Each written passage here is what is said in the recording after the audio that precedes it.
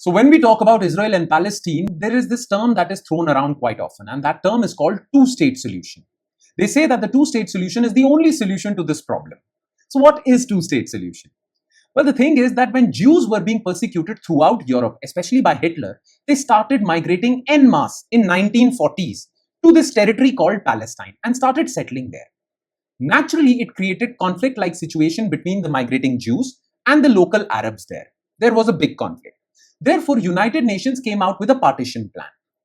As per that plan, the entire state of Palestine was to be partitioned between Israel and Palestine, and 56% of the territory would go to Israel. Naturally, Palestinians were not happy with this, and the neighboring Arab countries were also not happy with it. Nonetheless, Israel went ahead and created their own state of Israel as per the UN partition plan in 1948.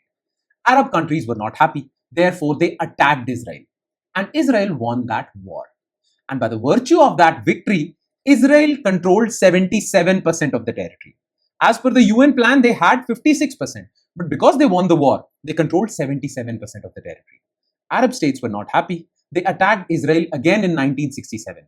And because of that, well, Israel gained more territory because it won the war. It took West Bank from Jordan and Gaza Strip from Egypt.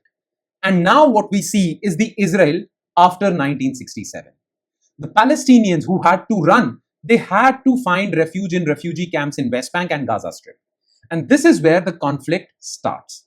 Now, the Palestinians had no option but to protest or engage in terrorist activities. This went on and on and on and on, and the entire world wanted to find a solution for this.